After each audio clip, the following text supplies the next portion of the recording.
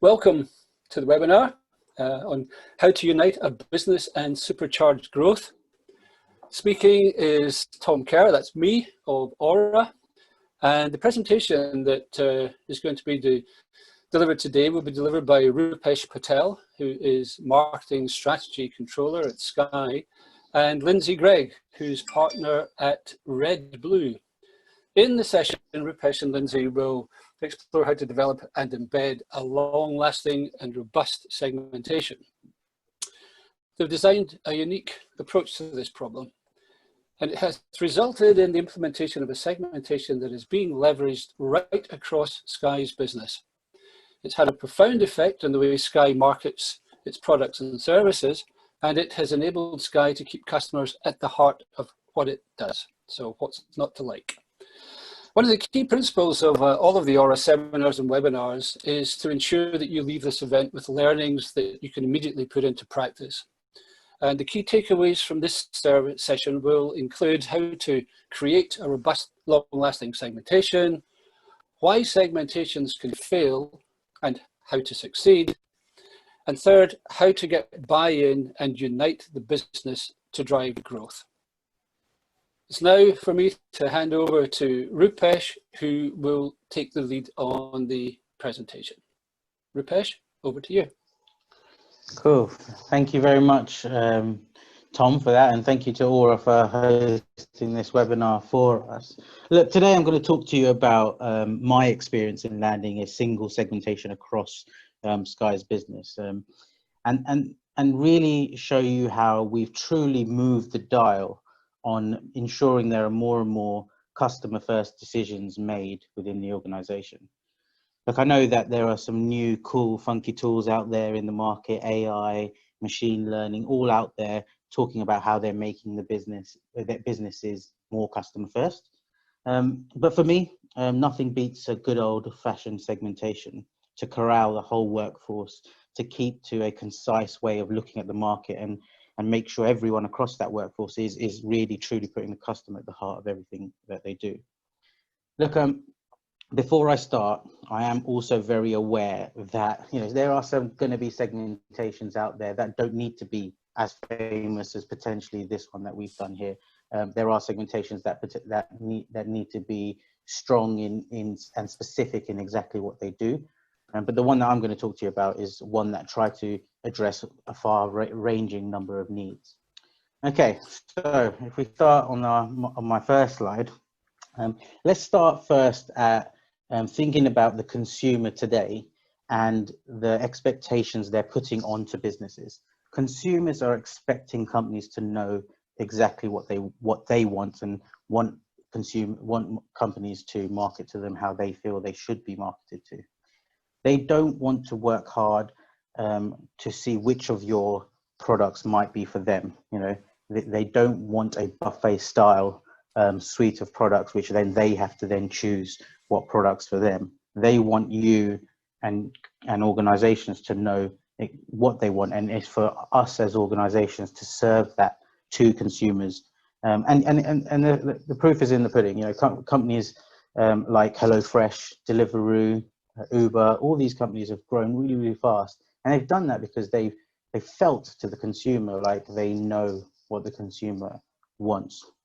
And that's not just about, and I'm not just talking about products, but I'm talking about marketing and marketing communications, feeling as though that marketing is for me, and that billboard and that TV ad feels like it's something that is for me in particular.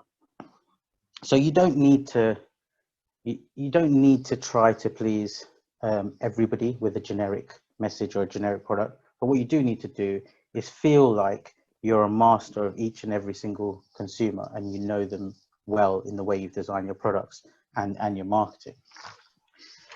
So when we think about Sky and Sky's problem on my next slide, I think the first thing that we did when we started this journey is we actually realized that various different product areas within Sky, whether it was a Sky Cinema product, Sky Movies product, broadband, mobile, TV, each of those departments in each of those product areas, they had their own segmentation because they knew the value of keeping the consumer first within each of their areas.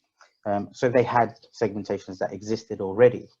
However, the challenge becomes when the Sky Cinema team, for example, comes to the table into a more of a wider team and says, look, I'm going after Star Wars fans in December, and the sports team was saying, well, I'm going to go after football fans.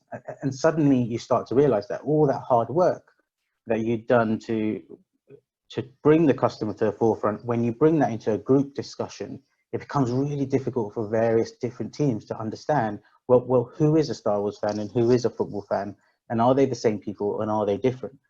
That's when the consumer-led decisions can start to fall back. And that's why a unified segmentation was something that was really important for Sky to go and try to challenge ourselves on. So look, the big challenge, apart from that, was on my next slide, where we talk about what is a segmentation? How do people around the business view a segmentation, and what are their needs? And you know, if you do an interview around the business to various departments, and you'll come to realize that everyone's got a different opinion. Everyone thinks a segmentation has a different purpose. So for example, the media organization will be talking about, well, how can I find them in a TV advertising or in press advertising? The creative guys would be talking about, well, how does it really change the tone and language and the message within my marketing? Then your below the line marketing and your one-to-one marketing guys will be like, well, how does the segmentation really fit into my database so that I can send emails and I can send door drops to these people? So a segmentation for us at Sky, especially, we started to realize that the terminology was quite different with different stakeholders, and we had a wide range of needs that we needed to adhere to. So as you can imagine, it was a big project, really ambitious, and a really ambitious brief, where we had to bring the business together through inventing or creating a window into the consumer world that unified everybody. We needed to have the use case of each of those each of those segmentations to be different. How does it work for media? How does it work for creative? How does it work for messaging? How does it work for product and proposition? It had to service a wide range of needs. And that's where we looked to RedBlue. They seemed like perfect partners to work with us on this project. And I'll hand over to Lindsay to talk to you a little bit more about the detail of how that project was then put together and the methodology. So over to you, Lindsay. Hi everyone. So we knew there were a lot of people, many of whom were using their own segmentations or several versions of segmentations, who would need convincing that the business would be better off with a single view, if you like. For those of you that don't know Rupesh, this is of course exactly what he looks like. Similar get up on a day-to-day basis as well. But look, every organisation has its own challenges when launching a segmentation. We know that, and having worked closely with Sky for, well, many years now, we knew that convincing different teams who worked, well, back then they worked quite in a siloed fashion, would be the main challenge. So we worked with Rupesh to plan our comm strategy on this segmentation before we even started running the segmentation. It wasn't an afterthought. This was kind of how we were going to land this was at the very core of what we were doing. Overall, we needed it to be robust. It needed to stand up to review across all these different people within the marketing mix here. It was always going to get challenged. So we needed a robust solution up front, but we also needed to consider how we were going to sell this in at the back end. So now let's talk about investment now. So, how much should you invest in a typical segmentation solution? So that's the setup, the field work, the solution itself, the analysis, versus the selling of that particular solution. So we find people typically come to the table expecting to invest about 90% in the solution and about 10% in the selling of this. And what we advise clients here at RedBlue is that you should be thinking or trying to think more around the kind of 50% solution, 50% sell-in. So both are as important as one another. Now, I know this isn't always going to mean financially you need to budget for that 50% for the sell-in. You know, investment can mean resource too. So typically when thinking about budget plus the amount of time you have, and your you know, time you have and your team has, if you like, and how much you will have to put into this, the closer you can get to 50% for that sell-in, the better. So with permission from Roops on this, we, you know, and we knew what his challenges were. We kind of pushed, I guess we pushed that 50% even further with Sky. So we were kind of lucky, I have to admit with this one, is that we actually ended up using an existing data set that we had to run the actual solution. So we've done a big U&A fairly recently, and we managed to use that data. So in terms of actually coming to the solution, because of the field work and you know, our analysts knew this really well, it was a fairly quick and cheap process to get to that solution, and not cheap, good value and perfectly formed, we'd like to say.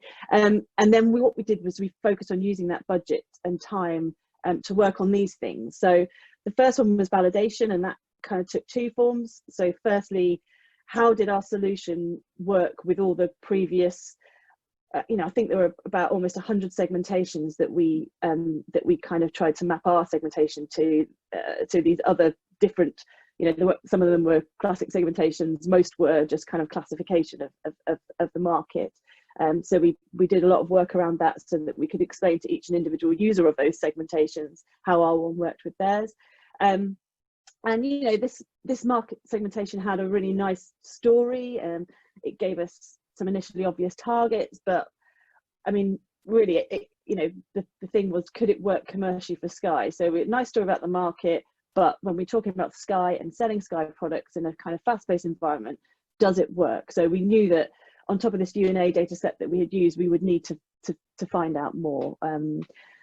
So secondly, I guess we also knew, you know, all those people that we saw on the previous page, we needed to give those people what they needed. So we needed the ammunition to go to stakeholders and explain just how this segmentation makes their lives easier, if you like. Now, that's what people are there to do, their job every day. We wanted to make their lives easier. And then another rule, which, you know, to be honest, scared the hell out of us, was be open to doing it all again. So if it didn't, Rupert was really clear with us that if it didn't work commercially for Sky, then we'd have to start again. So scrapping our beautiful segmentation that we'd kind of invested a bit of time and you know, we loved it, Rupert loved it as well. But it was very clear that, you know, when we were going through this validation, if it didn't work at any time, you know, if it broke, we'd have to start again. So that was a bit of a scary process, but it was in everyone's minds as we went through this. And then we also wanted to do some very careful branding. So without giving too much away too quickly on the segmentation, we kind of, you know, we held back the naming segments, for example, until we knew more about them, basically, until then the initial survey could tell us. So how do we go about doing that? So with lots of planning up front, I mean, you do, here's our CEO on the left here. And we engaged on a program of insight, really, to validate and engage each critical business area. So the CEO here, you do need, of course, this is really critical for any segmentation, and you probably all know this, but we will need buy-in at a senior level. And you know, the CEO, luckily at Sky, we managed to get that from her, so that was great. And she got her single latitudinal segmentation that covered all the core Sky products. So I think you all know this, but TV, broadband and mobile largely, and then but also, you know, the prospect market, which was key for this, but we also it also fit for customers as well. She got a wonderful story that the whole business and the C-suite could align behind when talking about strategy. You know, 8 lovely clear segments that added up to 4 for simplicity's sake. That worked really well, but we didn't view that segmentation and kind of satisfying her as the kind of be all and end all. We didn't stop there. We knew that if this was going to be a living, breathing segmentation in, well, quite frankly, as a rapidly changing business such as Sky, we needed to show that it worked for the challenges that the end users, and I guess we thought about them as the end implementers, face. So what about these guys who, you know, as remember, we're all using or each wedding to using their own ways of segmenting the market. So we got to understand exactly what each of the teams needed and address those needs throughout the course of our validation period. So, you know, first one here, product guy. So he wanted not only to know what products he could sell and cross-sell tomorrow, but you know, and what that price might look like. So a conjoint there, but he also wanted to know kind of what the Sky portfolio of the future might look like to help kind of target segments that were traditionally more close to Sky. So we did a menu-based conjoint there and fed those into a tool for them to use fairly simply. So I'll talk about that shortly. Then, you know, we have a trading guy with his headset on there. He also wanted detail. So what offers should his teams lead with to meet targets in certain segments? So using a conjoint, we could tell them exactly what hardware offer to use, what content offer to use, and for how long, and how to kind of structure those kind of headline messages. You know, the brand teams, that they wanted to raise, you know, as always, saliency and consideration, you know, but what exactly should we be talking about when we're talking about target segments? So we did a Maxif project to kind of understand that. And then lastly, sure loads of you will have done kind of similar before, if not your current role, then in similar roles. But you know, given Sky's the largest media spender in the UK, we worked with Kantar Media on a TGI fusion piece to help Mediacom target segments more effectively. And then I guess the key thing to say, and then also all projects since the segmentation was run has the golden questions on there. So we're kind of continually using you know, all the research and insight projects that that Sky do across all of their agencies and their big internal team as well. We have kind of all of that by this segmentation. So we're continually updating what we know about those segments. So I guess the key thing to say is all of these stages were designed to mimic the process customers at their various stages of the purchase funnel we're at in market at that particular time. All of the stages were designed to offer exactly what they needed to know on a segment basis, what these guys here needed to know on a segment basis. And so it was strategically useful for the CEO, but it was also tactically useful for the teams and the users and the implementers who were going to use this to help sell in one segmentation. But look, you know, I'm certainly not saying that, you know, when you run your big segmentation to sell it in, you need 7 different project stages to sell that in. But, you know, typically, you know, projects such as these might already be in flight in your business, or you know, might be on the roadmap that you can use. But you can't. What we are saying is you can't expect one single segmentation piece to kind of motivate all areas of a business and give you everything you need to ensure it lives and breathes within an organization. It's kind of it needs constant attention, but you know, of course it's worth it then, but you know, when it succeeds.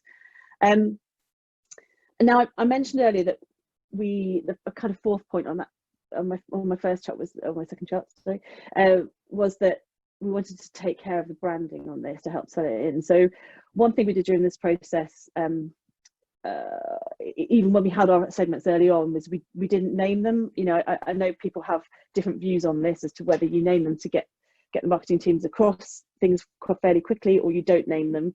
We decided not to name them, not until we knew more about them. Plus, you know, I think Rupesh would agree that everyone and his dog wanted an input on this part of it, so it felt a bit safer to wait. And I'm not going to take the credit for the clever branding of some of the tools that we developed. So we developed tools for each of these guys. I'll talk a little bit about that shortly. But Rupesh was responsible for the branding of this. So there's a Broadway producer whose name was an anagram of segmentation. So we ended up calling the whole project itself Project Broadway. Rupesh must have been hungry or thirsty that day, but we had these tools. There was the Pringle tool, the Rum tool, the Ham tool, the BAP tool. TGI was yeah, that was TGI. And I know the name sounds silly, but actually it was kind of genius because it totally worked.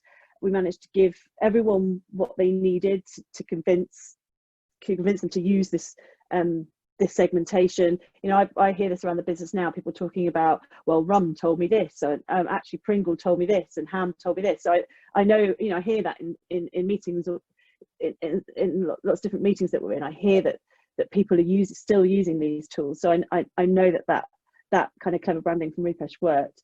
And the tools that we developed were all self-serve tools that told each of these guys specifically what they needed to know about their segments to implement it in their everyday work. You know, it was detailed, but it worked. So for example, I won't take you all through all of these, but for example, the rum tool told the marketing guys exactly what out of, I think it's about 140 Sky reasons to buy that they were working with, you know, what they should be saying to each of their segments to target them. You know, this group is particularly into TV, but should we lead with the best US shows or should we lead with movies, and what specifically about movies? The tool that we built for them, based off a Big Mac Stiff project, could do that. You know, again, I won't go through them all, but the BAP tool could tell you what brands are better received and sat well with the Sky brand for each segment. So the guys could think about brand partnerships to sell more. But you get the gist. Giving people the tools to do their roles well, using the segments, helps for those segments to be truly embedded. You know, and Rupert will talk a bit about top down, bottom up shortly, but I think you get the gist.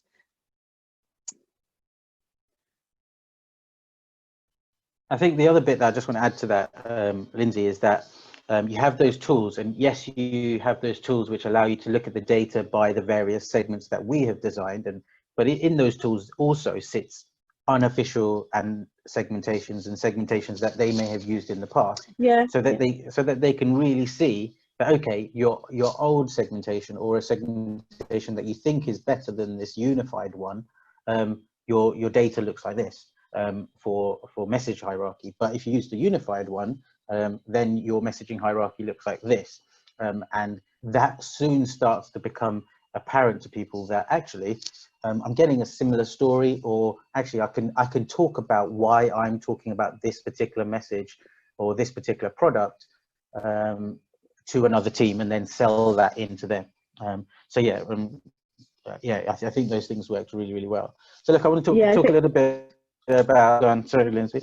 No, it's just because it gave people confidence as well to see the sort of two side by side and see how, you know, it was kind of a kind of working example of how this segmentation can work alongside theirs or instead of.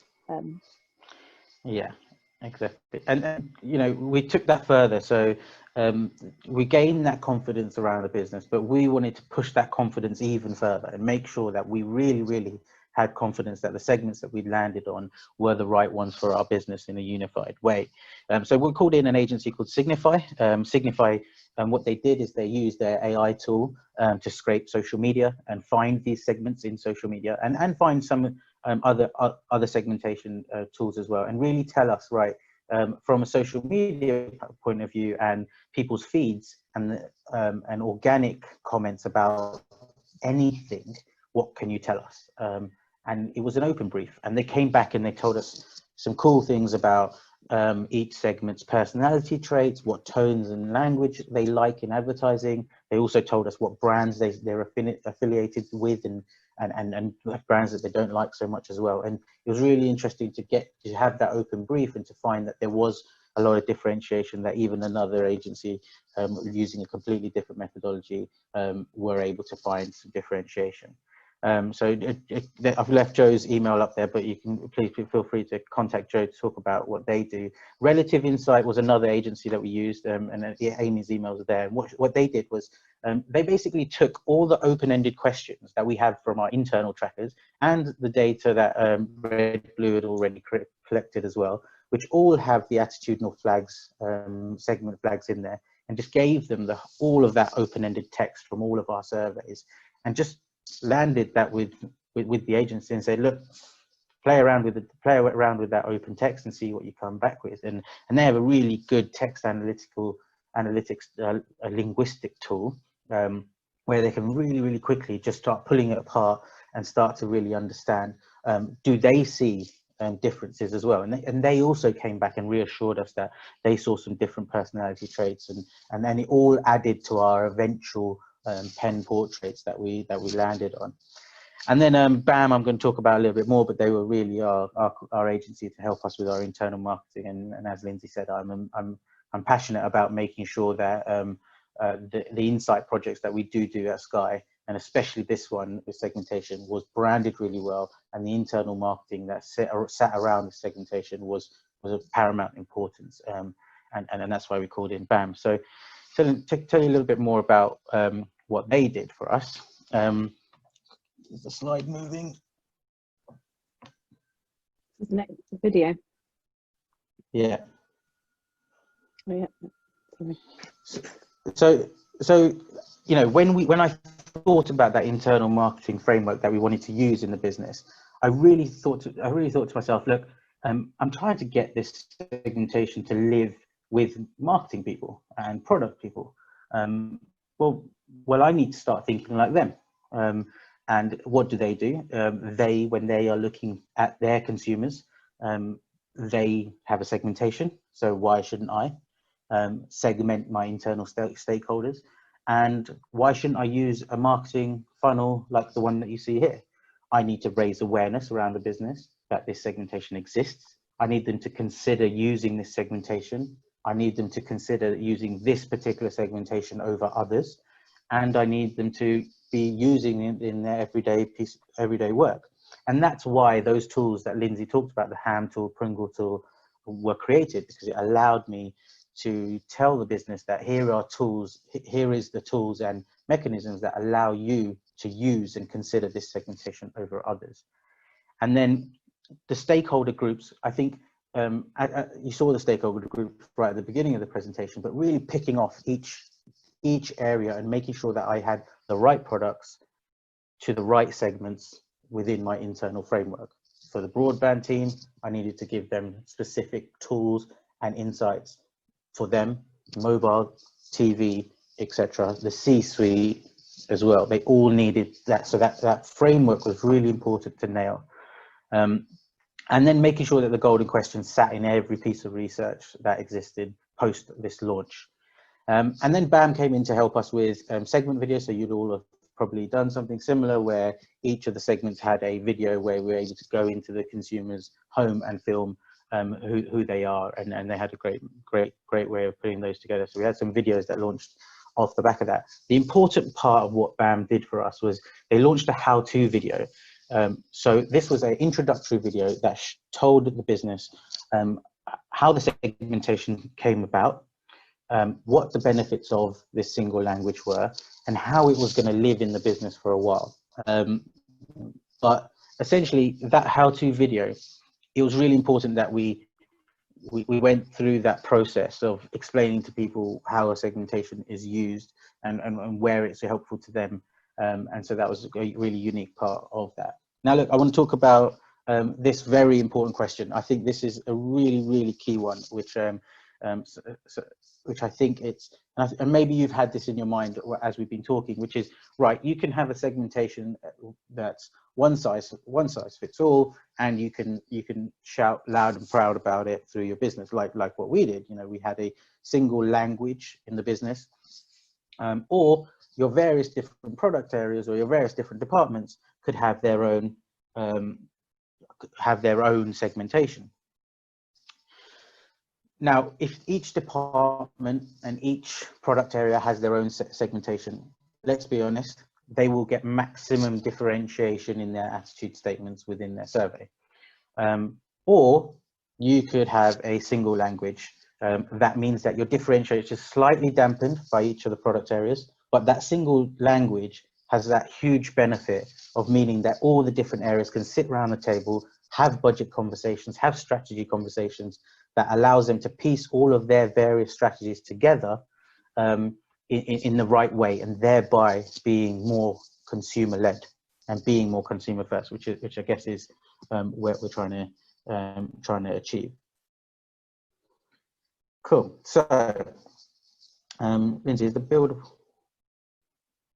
It's kind of Right.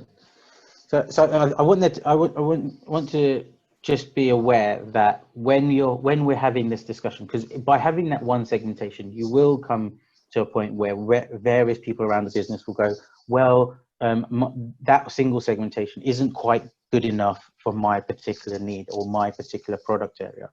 And we did analysis like this. So this is just an example. So imagine this was the percentage of people that watch TV out of the home. If you did a TV-based segmentation just on TV attitudes, you'd get a lot more differentiation. But a unified one, you'd probably get slightly less. But as you can see with that green line and that blue line, there's not much in it. So that single benefit is really important. And the other challenge that will happen a lot is people will be asking us to append an attitude-based segmentation like the one that we've got here into the database. And the advice that I've given anyway, in my experience, is that you probably have better tools in your one-to-one marketing and your one-to-one targeting where your database tells you a lot more about behavior.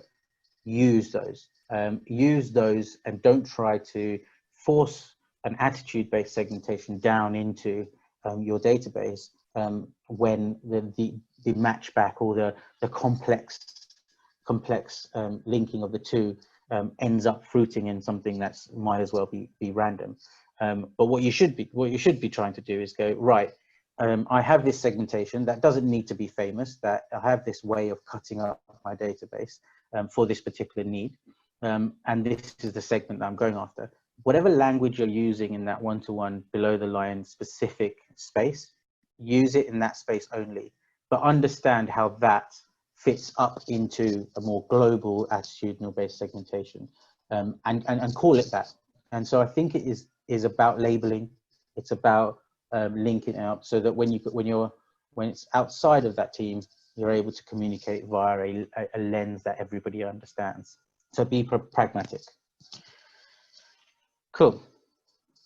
And I just wanted to reiterate the point that, especially for Sky, this segmentation was a project that we started 18 months, 2 years ago. It's something that continues to live today. I would like to say it's the most successful segmentation that Sky has ever launched. It's nearly 2 years old now. It's because Sky realized that when we launched a segmentation, that segmentation was a living, breathing project that needed to continue, and we need to continue learning about those segments. It wasn't a one-time thing. And to do that, it's really important that you embed those golden questions into as many surveys or as many performance metrics as you possibly can.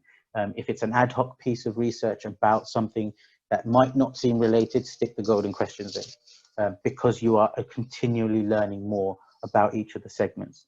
And you will come to a point, maybe every 6 months, maybe every 12 months, where you sweat all that data and all that ad hoc data and build your segmentation further and find those new news stories about each of the segments. So it's definitely a living, breathing thing.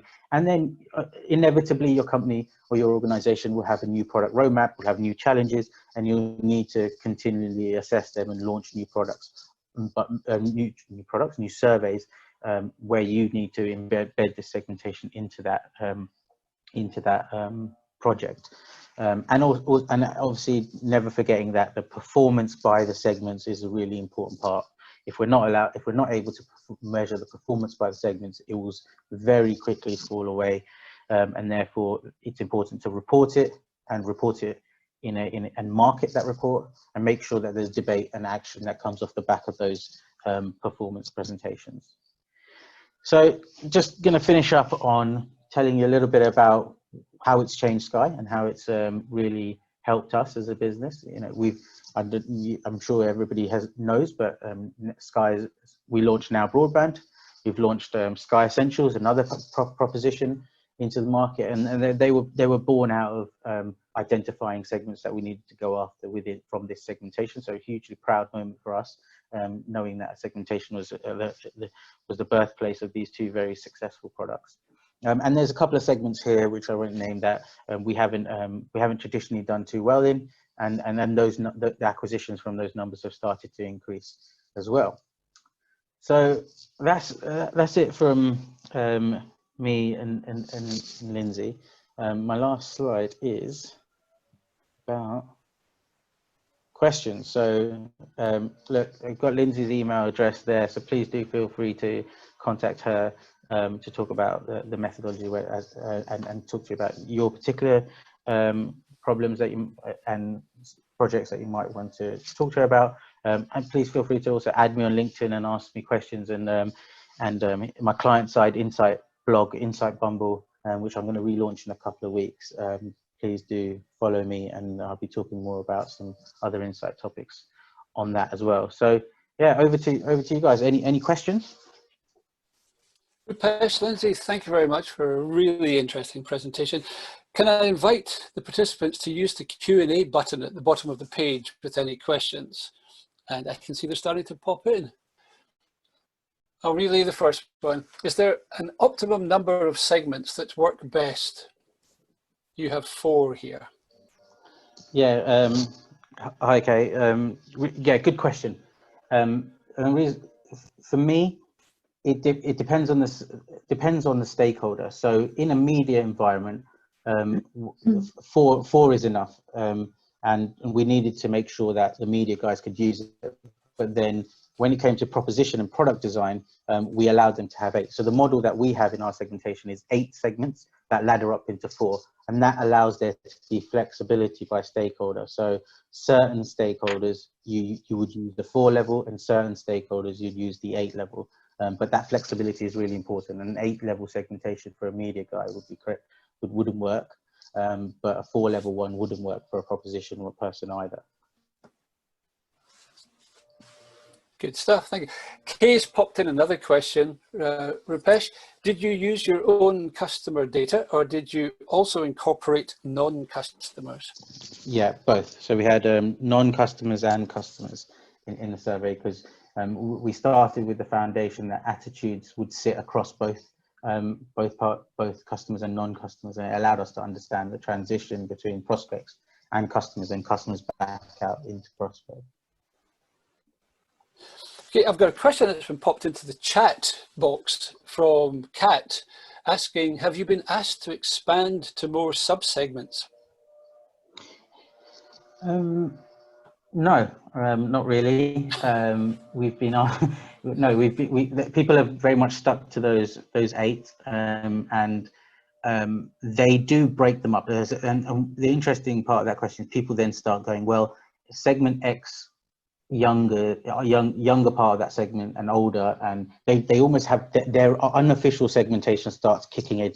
Marketing people have this DNA of linking everything back to life stage or competitor platform, and they try to cut up, and you really have to explain to the business, you know, this is getting to the heart of what consumers really want. It doesn't matter how old they are, it doesn't matter what platform they're on, this is what they really want.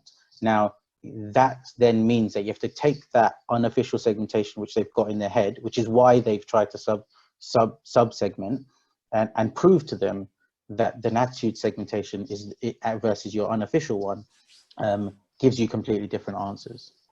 And I'd say that, you know, 8's quite a lot of people to get their heads around anyway. I think 8, you know, 8 across the market is actually is detailed enough. You know, lots of people use the 4 version of it. But when you get down to 8, it does provide quite a lot of detail. So further segmenting, it's not necessarily something that people do very often. I think, Rose, you've got a good question here on were the validation projects in scope from the start, and how did you get the buy-in for all of those? Look, it was really important for me to get that buy-in from the beginning.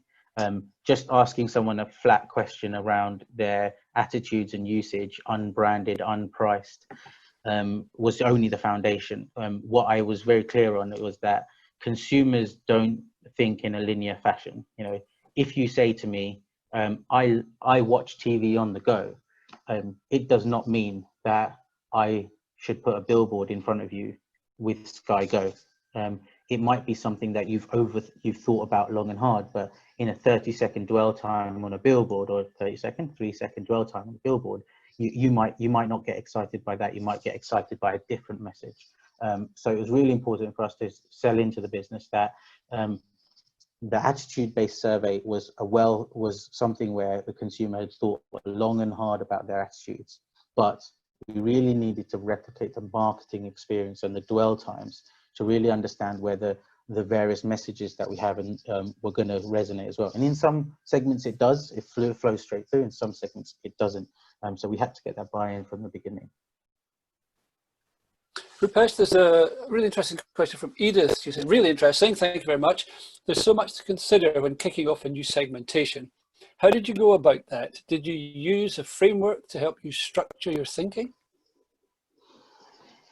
Yes, I think so. I think that for me, we did take a pause. We were given a quite a quick deadline to come up with the attitude-based segmentation, but we had to very quickly do the reconnaissance by going round the various teams and using the organizational structure that existed at Sky anyway as our framework to say, right, these are the people that we need to talk to, and we need to very quickly get their needs down, and start to make sure that which ones we're going to cover, which ones we weren't going to cover.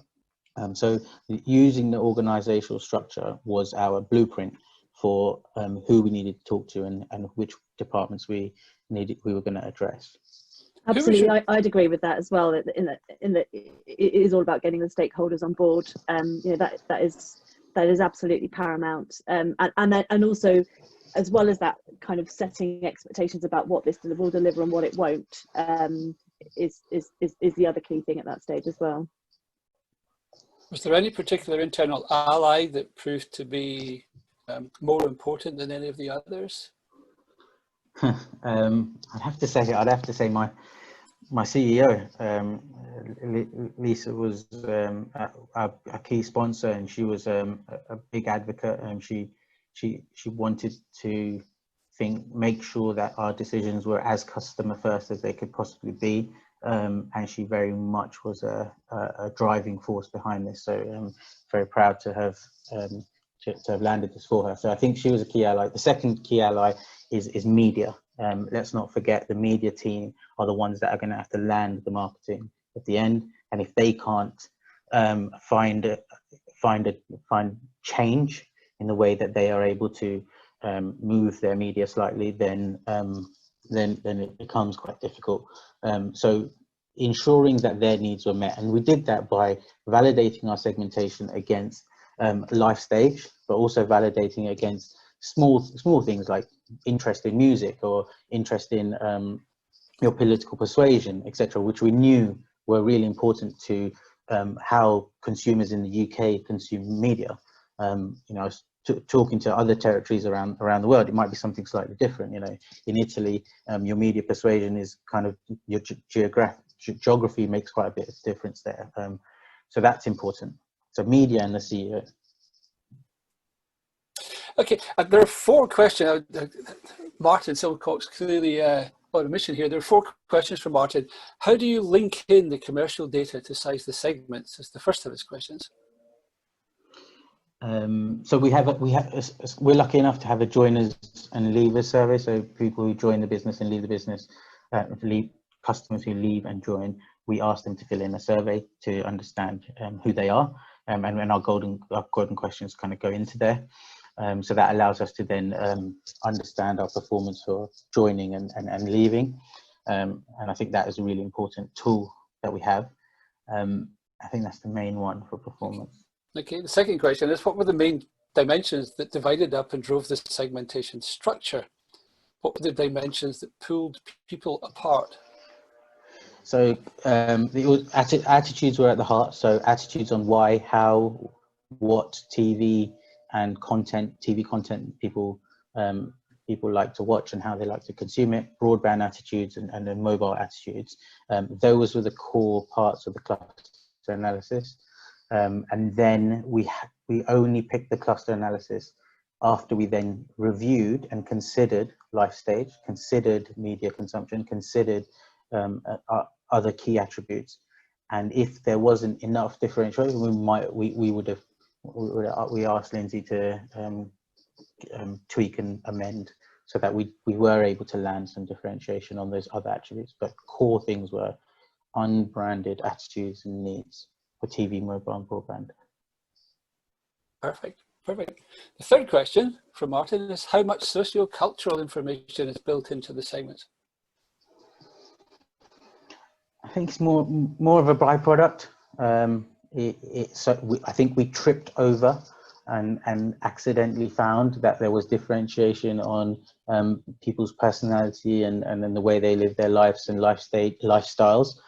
It wasn't a part of the core part. It just so happened to be that we landed on some differentiation there. And I think that's down to the fact that I think when we first run the cluster analysis, we just double checked life stage and some basic media differentiation things, which then in turn gave us good lifestyle differentiation. I'm going to link together a question from James and a question from Edith, because I think both in the same direction. When you created the segmentation, did you replace existing category segmentations, or is everyone now using this one segmentation? We very much replaced, it wasn't my intention to replace the category ones. It was my intention to understand how different the category ones were to an umbrella one.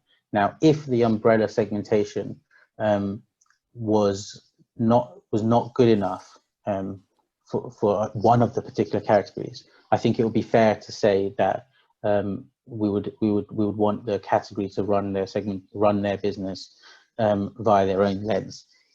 We found that although the category segmentations were differentiated more, the umbrella one wasn't that far off, and that's a judgment call. There's no statistical analysis that you could do to figure that out. You know, that is just eyeball, have a look, and you'll see. And as you know, that line chart that I showed, you see that actually you don't lose too much differentiation. So you know what, you might as well get on board and look at the world through one lens and lose out on slightly on your category differentiation. Cool. There's probably time for a couple more questions and then we'll need to wrap up. Paul Weston of SSE is asking, what percentage write back did you manage on the attitudinal segmentation?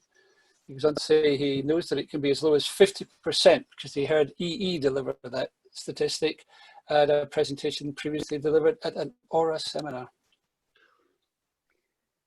Right. Do you mean match back to the database? Do we think? That's what I'd interpret from the question. Yeah. Yeah. Yeah. For me, that's really important, and that happens time and time again. You know, I've launched a number of segmentations, and people have tried to drag an attitude segmentation down into a database. It's got to a point for me where I advise, do not try to match it into your database, because you might as well be picking people at random. Let your database live and breathe by the data analysts that you have in your organization that will be coming up with propensity models and really clever tools. Use them, leverage them, because they are going to be better. And let your one-to-one targeting that you will use that database for, use those tools. But if you're going after deciles 7 to 10, profile them and use a pragmatic approach and go, okay, profile 8 to 10 look like this. They're likely to be segment 5. Okay, so when you want to go to the business and say, I am going after segment 5, use the language of the umbrella segmentation, but implement using the clever segmentations that sit in your database. So we at Sky we feel like we're being effective and efficient by not appending it into our database. I think, Paul, just to kind of expand on your question a little bit, but you know, 50% in my opinion isn't that bad. So you know, we've achieved kind of where things have worked in the past well before. It's such a challenge matching to your database. It really is, you know, especially for kind of long-standing organisations where the database is kind of patchy. I think you know, 70 is probably the best that we've ever done, and it's been a real process. So 50% can be good. I mean, it depends how many segments you've got.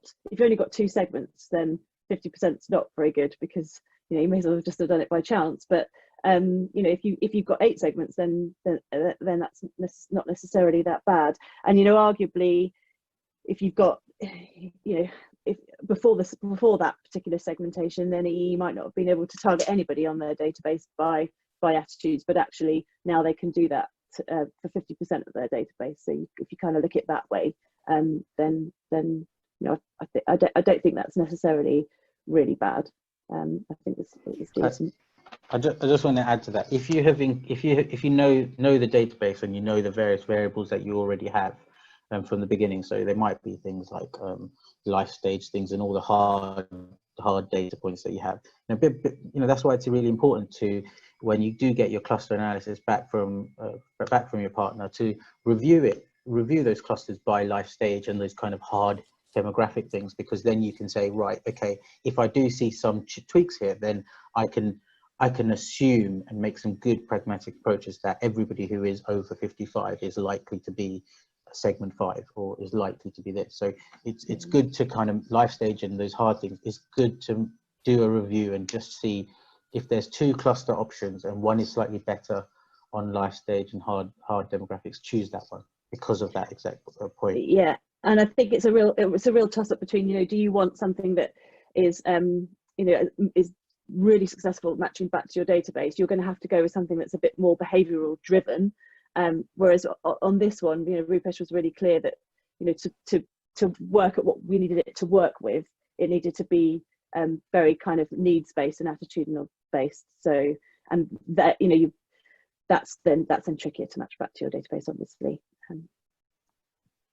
Okay, one final question, and we're going to link together entries from Joe, Edith and Martin, because they're talking about the killing off of the previous segmentations if you had to do that, and what were the challenges that you encountered?